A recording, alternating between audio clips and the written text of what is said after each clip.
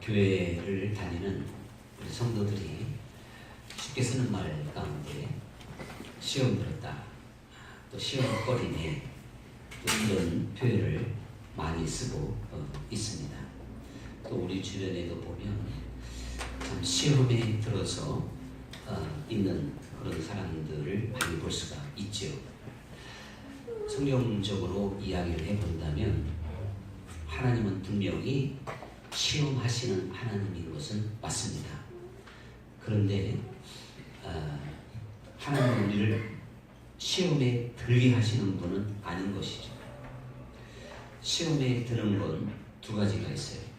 하나님이 우리를 테스트, 즉 시험할 때 그걸 못 이기려면 시험에 든 것이고, 또 시험이 아닌 유혹 자체에 빠진 것, 이것이 바로 이제 시험을 못 이긴 것입니다. 근데 하나님은 끊임없이 우리를 시험하시면서 이끌어가는 것을 볼 수가 있거든요. 우리가 만약에 신앙생활 하면서 어떠한 시험이든지 그 시험을 못 이긴다면 참 그 결과는 참담한 것입니다.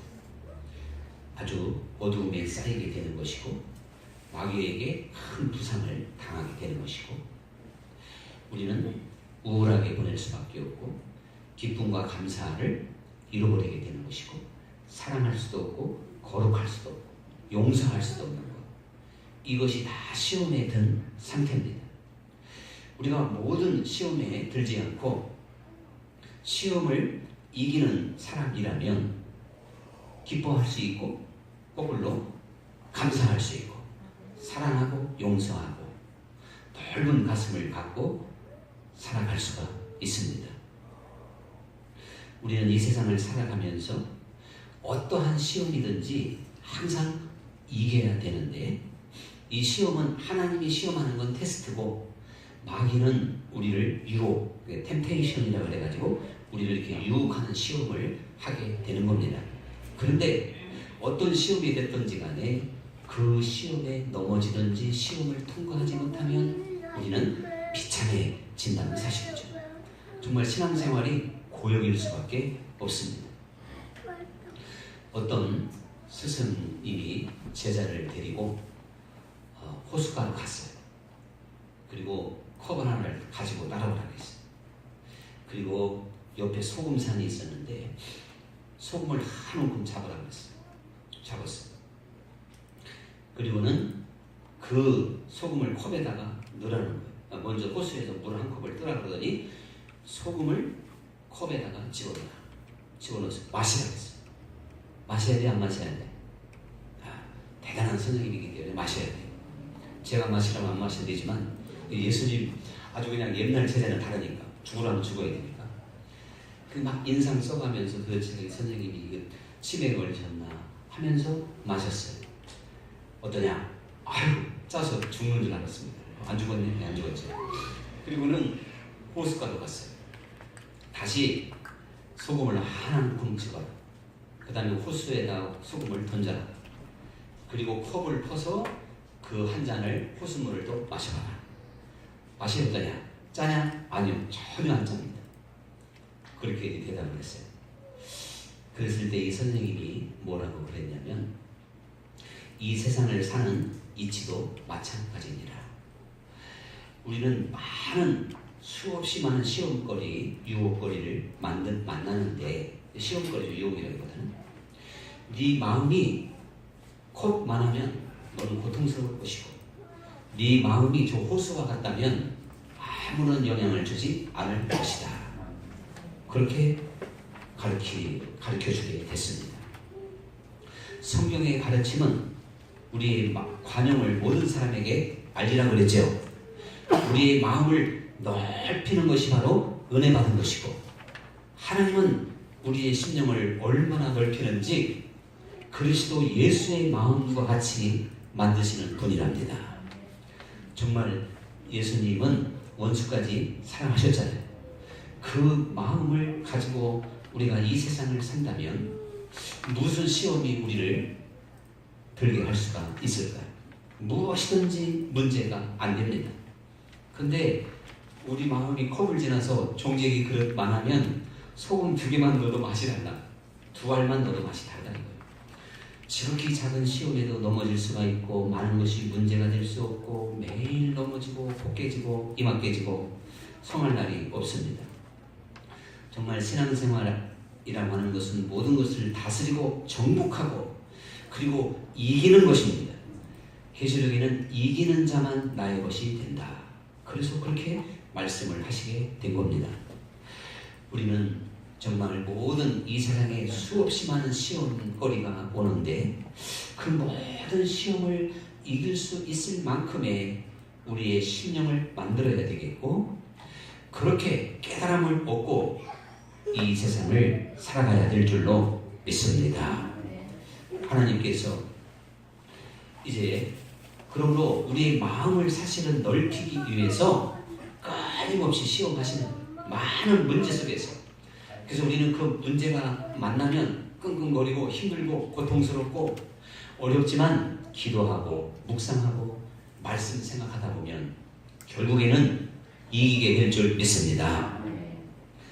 초반전에는 믿음이 약할 때는 그냥 한 4월 몸살하다가 이길 수도 있어요.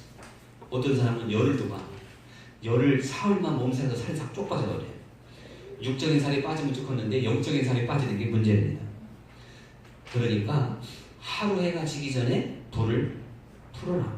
이렇다면 주님께서는요 사실 우리가 이 세상에 발붙이고 사는 동안 어떤 독이 오면 소금이 오면 짜다는 건 알아요. 근데 그거를 빨리 하루 동안 잘 분해할 수 있는 그 소금기를 싹 빼내서 정말 산뜻한 마음을 가질 수 있는 지혜를 가지라는 것입니다.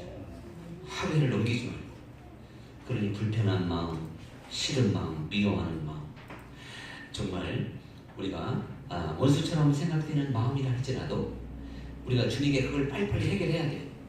해결하지 못하면 내가 지금 수렁에 빠져가는 겁니다. 아주 엄청난 사실은 내 영혼이 주님 앞에 절대 설 수가 없는 거예요. 그게 믿음인 거예요. 오늘 얼마나 용감하게 믿음 생활하는지 몰라요. 믿음 따로 용서 따로가 아닙니다. 네가 진짜 나를 믿는다면 용서하게 될 것이다. 그러나 졸음은 참기 어렵다. 하나님이 이해합니다. 네. 졸음은 참기 어렵다. 그러니까 우리들이 넌 누구라고는 안 했으니까 그냥 이렇게 말하면 졸리려는 분도 찔리고 조는 분도 찔리고 그럴 것 같아. 엉뚱한 분 한 분 계셨구나 또 보니까. 자 그런데 우리들이 이 어떠한 수렁에 빠질 수밖에 없는 시험을 통과하지 못하면 정말 비참한 거예요. 믿음이라고 하는 건 이유열을 막론하고 그냥 무슨 독을 마실지라도 해를 받지 않는 것인 줄 믿습니다. 이게 믿음의 세계예요. 믿음이 더 강하니까 호수가 소금 한 줌보다 세기 때문에 그렇습니다. 하나님의 은혜는 충분합니다. 오늘 우리는 또 한 사람의 유다를 생각하며 유다가 어떻게 시험을 이겼는가 하는 것을 한번 곁들여서 생각을 해보려고 그럽니다. 유다 하니까 또 가룟 유다 생각하지 마시고 12아들 중에 4번째잖아. 그리고 가장 어떻게 보면 적통이에요. 레아의 아들이에요. 라헬의 아들도 아니고 비라와 실바라고 하는 또한 그 종의 아들도 아니고 이 레아의 4번째 아들인데 4번째 아들임에도 불구하고 장자권을 가지게 되고 유다의 혈통을 통해서 그리스도가 탄생하게 됩니다. 왜 그렇게 됐는지는 그건 하나님의 선택이니까 우리가 깊이 결론을 내릴 수 없지만 무엇보다도 이 유다가 보인 그 믿음이 얼마나 엄청났는지 모릅니다. 이 유다가 요셉이 잡혀서 형제들에게 죽게 되었을 때 애굽 나라에 종으로 팔자고 제안한 사람이 유다였어요. 그래서 죽음을 면하게 돼요. 근데 그 순간에는 더 훌륭하게 일한 사람이 르우벤이에요. 르우벤은 아예 쥐도 새도 모르게 뒤로 싹 빼가지고 다시 아버지 야곱에게 돌려보내려고 한 사람이 르우벤이었어요. 근데 이 유다는 르우벤만큼은 그 당시만 하다가 마음이 넓지는 않은 것 같아요. 그래서 꼴도 보기 싫은 저 요셉을 그냥 종으로 팔고 싶어가지고 종으로 팔면 죽은 거와 똑같으니까 루벤은 뒤로 빼서 아버지에게 돌려보내려고 그랬고 유다는 종으로 팔으려고 팔았고 그럼 누가 봐도 루벤이 더 훌륭하죠. 동생을 더 생각하죠. 근데 이 지금 12형제는 엄마가 4, 배다른 형제가 4형제니까 사형제란가 하여튼 이렇게 엄마가 4이니까 복잡해요. 그래서 우리나라와는 달리 장자권이 예민한 중동에서는 일부 다처제가 됐을 때 그 배가 다른 형제지간의 시기와 질투라고 하는 건 남보다도 더 못할 정도로 사실 재산이 얽혀 있으니까 더 그럴 수도 있는 거거든요. 이런 상황에서 그 동생을 팔려고 했던 게 너무나도 당연합니다.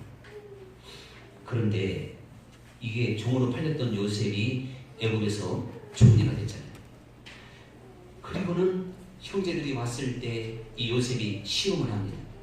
첫 번째 왔을 때는 요셉의 친동생 그 라헬의 그 아들이 요셉과 이 베냐민인데 베냐민만 빼놓고 10형제가 온 거예요. 이제 12명, 11명 중에서 가만히 보니까 자기 친동생이 없잖아요.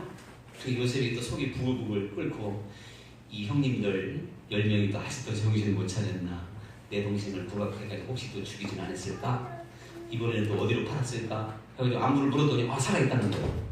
속으로 할렐루야. 그때는 할렐루야가 없었어요. 그래가지고는 그래도 그거를 감추고서 양식 주면서 다 그 동생을 데리고 오지 않는 한 앞으로 뭘 생각하지 마라. 아직도 지금 흉년이 몇 년 남았는데 뭐 보나마나 다시 와야 돼요. 가져가는 양이 있으니까 저거 한 10개월만 먹으면 이제 떨어질 텐데 10개월 후에 올 때, 물론 10개월은 성경에 안 나와 있으니까 또 찾아보지 말 거예요. 얼마나 하여간 준 거 먹으면 오게 돼 있으니까. 다음에 그 막내가 오지 않으면 절대 내 얼굴 볼 생각도 하지 말고 양식 얻어갈 생각도 하지 마라. 그랬거든요. 그래서 야곱에게 얘기했더니 야곱이 절대 안 내놓잖아. 이제 요셉이 죽은 것도 내가 감당할 수 없는 것이거늘 너희들이 막내 내 베냐민까지 이제 죽이려고 하느냐.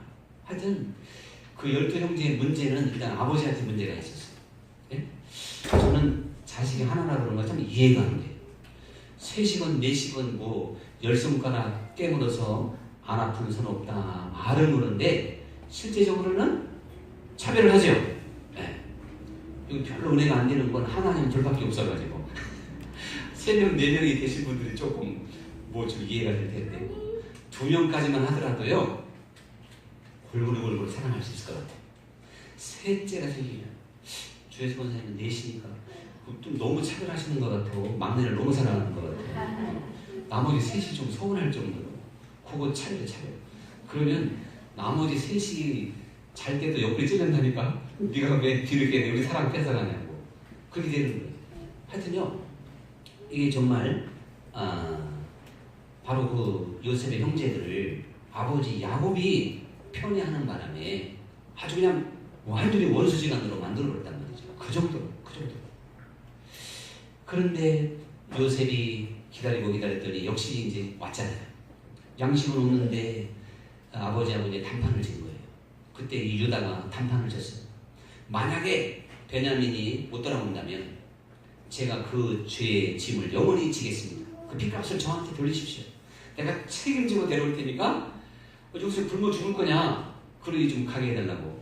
그 야곱이 그 맹세와 그 약속을 믿고 이제 보내게 된 겁니다. 그래서 잘 대접받고 이제 요셉이 또 베냐민을 보니까 그냥 막 눈물이 나는데 어거지로 참았다가 살짝 뒤에 가서 또 울고 오고 어거지로 감정을 억제하다가 돌려보냈어요. 그리고 알다시피 다시 돌아올 수밖에 없도록 만들었잖아요. 은잔을 숨겨가지고 그것도 요셉의 잔에다 숨겨서. 근데 형들은 그것도 모르고 누구든지 그 은잔을 발견되는 제 베냐민에 넣었는데 발견되는 자는 종이 당신의 영원한 종이 됩니다. 근데 이 잔이 베냐민 자루에서만 발견이 돼가지고 이거 참 얼마나 기가 막힙니까? 그런데 나머지 9 형제는요 월컨이 잘됐다, 은근히 잘됐다. 이렇게 생각하는 듯 아주 그걸 즐기고 있어. 너 베냐민 잘 걸렸다. 이런 상황인 것 같아요. 안 써있지만. 그런데 유다는 이 여러 가지로 지금 상황이 달라. 차라리 한번더 보증 썼잖아. 보증을 썼지. 무엇보다도 그 아버지를 생각하니까 유다의 말이 참 정말 눈물 날 지경이에요. 아무리 피도 없고 눈물도 없는 사람이랄지라도 그 아비를 생각해서 하소연하는 자식의 그 탄원을 들으면요 가슴이 녹아지겠죠. 근데 그 아버지의 자식인 요셉이 유다의 말을 들을 때 진짜 가슴이 녹아지는 듯합니다. 한번 들어보실래요? 이 아이와 내 아버지의 생명이 서로 하나로 묶여서 직결됐다는 거예요. 그리고 아이가 없으면 아버지가 죽어 종들이 우리 아버지를 이제 그 음부에 내려가게 하는 것입니다. 아버지가 흰머리로 슬퍼하며 서울로 내려가게 될 것이다. 그리고 두렵건대 재해가 우리 아버지에게 미칠까 싶기도 두렵습니다. 그러면서 이렇게 그 아버지가 요셉을 잃었을 때 정말 식음을 전폐하고 열 아들이 아무리 위로해도 위로받기를 거절했던 걸 알았거든요. 차라리 내 흰머리로 이제 음부에 내려가리라 하면서 너무너무 슬퍼했던 그 아버지의 모습을 약 한 14, 15년 전에 봤는데 그때는 한 20년 이상 됐다고 이제 통계가 나옵니다. 20년 전에 봤는데 그 모습을 20년 후에 요셉보다 더 끔찍하게 생각하는 막내니까 또 그리고 이제 한랑 하나 남았으니까 얼마나 기가 막혀요. 그 베냐민을 볼모로 잡히고 또 종으로 팔 수밖에 없게 생겼으니 얼마나 유다가 가슴이 묘지겠습니까? 그 아버지를 생각하니까 기가 막힌 거. 여러분 그 아버지를 생각하니까요 나머지 형제 9명은 아버지 입장을 생각을 안 했는가 봐. 그래가지고 그냥 은근히 이제 즐기는 거지. 너 베냐민 채색 옷 입고 너도 요셉처럼 까불다가 뒤에 들어가겠다. 아버지한테 맨날 대접만 받더니 너는 오늘 이제 죽은 목숨이다. 뭐 이렇게 생각할 수도 있어요. 그런데 유다는 그 아버지를 생각할 수밖에 없는 운명이잖아요. 자기를 또 담보 잡히기도 했고 말이죠. 그래서 그 아버지를 생각하니까 적극적으로 나서서 처음에는 차라리 저 아이를 잡으려면 우리를 다 종으로 삼으시오. 그러니까 요셉이 또 짓궂어요. 그렇게 해줄 만도 한데 안 하는 거예요. 그 왜 요셉이 이렇게 짓궂게 나올까? 왜 이렇게 시험을 할까 말이죠. 요즘 시험하고 있잖아요. 요셉은 그 형제들의 진정한 답이 나올 때까지 지금 기다리고 있는 거예요. 요셉은 그 형제들이 정말 자기를 팔아넘길 때 그 지독한 모습을, 인정사정 없는 모습을, 정말 그 가슴에 있는 한과 응어리를 보았기 때문에 그걸 제대로 풀지 않으면 받아들여도 또 문제가 생길 수 있으니까 철저하게 시험해보고 있는 겁니다. 그런데 바로 이 유다의 말이 요셉의 시험을 통과시킨 거예요. 뭐라고 그랬습니까? 우리를 차라리 다 우리가 전체 종으로 되겠습니다. 한 50%는 이제 직성이 풀렸죠. 한이 풀렸죠. 아니라 그러니까 그러면 나를 대신 잡으시고 이 아이는 좀 보내주십시오. 여기서 이제 요셉이 정말 의심을 풀게 된 거죠. 그 형제들을 믿을 수가 있게 된 겁니다. 여러분 여기서 말이죠. 우리가 하나님도 우리를 계속 시험하시는데 어느 때쯤 되면 시험할 필요가 없어요. 어느 하나 그 통과할 때까지 계속 그 시험 받아야 돼요. 혈기가 등등한 사람은 혈기 통과될 때까지 계속 와. 뭐 어쨌거나 다른 여러 가지로 우리가 시험을 올 때 정말 하나님이 믿을 수 있도록 내가 어떠한 약점이 시험이 통과가 돼야 하나님이 시험하지도 않고 하나님이 시험하지 않을 뿐만 아니라 우리도 시험에 안 들게 될 줄 믿습니다. 반드시 통과해야 돼요.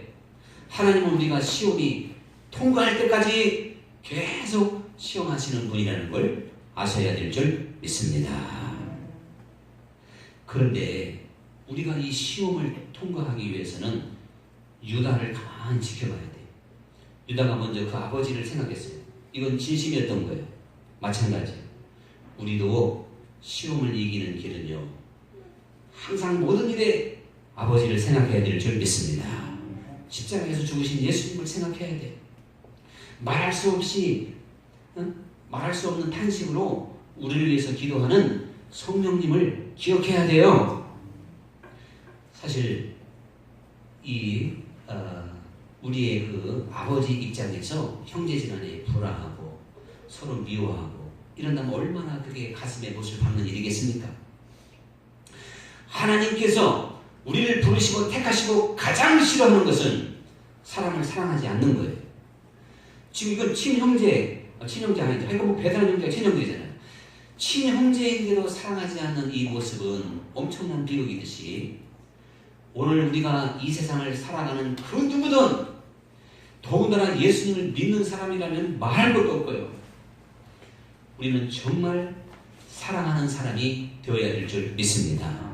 그 사람이 하나님의 사람이라는 이름으로, 주님의 사람이라는 이름으로 우리는 끔찍하게 사랑할 수가 있어야 돼요. 이게 나를 위해서 죽으신 주님의 입장을 생각하는 거예요.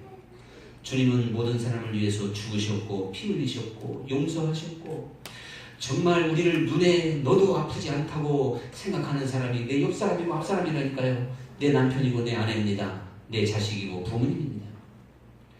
우리는 하나님 입장을 생각해보면 하나님 마음에 한이 맺히고 인간이 사랑하지 않음으로 일어나는 이 비극이 우리를 이 땅에 낳으시고 보내신 하나님의 가장 큰 아픔인 것입니다.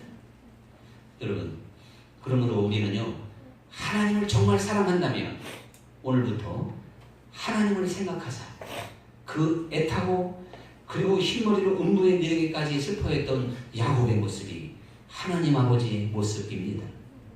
형제들의 미움과 시기와 질투로 그 야곱이 그토록 고통스러웠듯이 오늘 우리가 이 세상에서 하나님의 말씀을 순종하지 못하고 사랑하지 못하고 살아간다면 다시금 주님을 십자가에 못 박는 자입니다. 얘기할 거 없어요. 오늘 우리는 입술로만 주여 주여 하고 예수님을 믿는다고 했지 진정한 신앙의 세계에 들어가지 못하는 거예요. 그 주님의 아픔이 나를 위해서 죽으신 예수님의 죽으심을 너무나도 무가치하게 돌리는 겁니다. 여러분, 오늘 야곱에게 12아들이 있었듯이 하나님에게는 수없이 많은 저 하늘의 별처럼 많은 자녀들이 있는 줄 믿습니다. 그 자녀들 가운데 지금도 여전히 애국으로 종으로 팔고 구덩이에 던지고 피 흘리려고 하는 이들이 이 세상 천지에 가득 찼습니다. 나 한 사람만큼은 깨끗한 손이 되어서 하나님의 원한을 풀어드려야 될 줄 믿습니다. 모든 미움을 풀으십시오. 모든 얽힌 것들을 다 여러분 풀어내지 않는 한 그날의 주님께 홀이라도 갚지 않고는 결단코 나오지 못할 것이다. 이게 성경입니다. 도대체 어떻게 우리가 신앙생활을 하는 겁니까? 우리는 진정한 사랑하지 못해서 용서하지 못해서 한밤을 세워야 되는 것이고 기도해야 되는 것이고 단식해야 되는 거예요. 돈 없고 뭐 건강 부족한 건 아무것도 아니라니까요.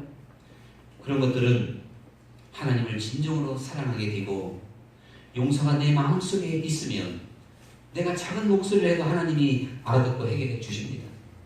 기도 안 해도 해결해 준다는 거 붙잡고 밤새워 기도하지 말고 사랑할 수 없음을, 용서하지 못함을, 정말 호수처럼 넓은 가슴이 되지 못해서 보는 사람마다 미웃고 하는 짓마다 싫고 내게 걸리는 것이 너무나도 많은 이것을 치료받아야 될 줄 믿습니다. 온 우주라도 우리 마음에 담을 수 있는 것이 그리스도 예수의 마음이에요. 우리를 썩어질 것을 피하여 신의 성품에 참여케 하기 위하여 불렀느니라. 우리는 십자가만 노래하지 말고 오늘도 성찬을 받으면서 주님의 살과 피를 먹고 마시면서 주님은 나를 위해서 죽었고 주님은 모든 주님의 자녀들을 위하여 이렇게 죽었는데 내가 그를 죽이고 있구나. 마음에 미워하는 건 죽이는 거라고 했잖아요. 살인은 구약이고 마음의 미움은 살인입니다. 오늘 우리는 이러한 무서운 시험으로부터 온전히 승리할 수 있는 하나님의 자녀들이 될 수 있기를 간절히 축원합니다. 그래서 이것이 똑똑하게 보여야 돼요. 여러분, 제가 지금 설명하고 있는 이것이 여러분 마음으로 믿어져야 돼요. 그렇게 심정으로 느껴져야 돼요. 아유, 저 목사님 오늘도 그냥 설교, 그냥 어차피 설교니까. 이렇게 되면 전혀 생명이 안 일어납니다. 오늘 제가 이렇게 가볍게 터치를 해도 가슴속 깊이 박히는 분이 있을 것이고, 한 귀로 듣고 한 귀로 흘러가는 분이 있을 겁니다. 이 차이입니다. 유다와 다른 형제의 차이는 이거인 거예요. 똑같이 아비의 통곡 소리를 들었고 정말 그 흰머리로 서울에 내려가기를 자처했던 야곱의 한 맺힌 세월을 보았음에도 불구하고 무덤덤한 자식들이 있었고 그 아비의 울음에 예민하게 반응하는 유다가 있었던 것입니다. 그래서 차라리 나를 죽이시오, 나를 종으로 삼고 이 아이는 보내주시옵소서. 오늘 정말 우리가 이 유다처럼 용감하게 주님이 저를 위해서 죽으셨으니 이제 내가 저를 위해서 죽겠나이다. 이러한 처절한 신앙 고백이 유다처럼 용감하게 나올 수 있도록 확실하게 보여야 돼요. 그게 마음으로 감동이 돼야 되고 마음으로 느껴져야 돼요. 이것이 깨어있는 것이고 이것이 하나님을 아는 것인 줄 믿습니다. 분명히 말씀드리지만 우리가 고급스럽게 신앙생활하고 사치스럽게 신앙생활하고 예배당 문턱만 닳고 하나님 나라 갈 자가 아무도 없습니다. 오늘 이 유다의 마음을 배우지 않는 한 주님과 전혀 상관없는 사람이며 하나님의 세계와 거리가 멉니다. 오늘 이 유다의 마음이 내 가슴 속에서 날마다 울려 퍼질 때 우리는 그때서 긍휼을 알게 될 것이고 자비가 무엇인지를 알게 될 것이고 사랑이 무엇인지를 깨닫게 될 것입니다. 오늘 이 유다는 넉넉히 그 아버지의 마음을 느끼면서 진심으로 베냐민을 대신해서 자기가 종이 되기를 원했습니다. 오늘 우리도 진심으로 형제의 허물과 잘못을 용서하며 이해할 수 있는 넉넉한 마음으로 살아갈 수 있기를 간절히 축원합니다. 오늘의 찬양 드리겠습니다.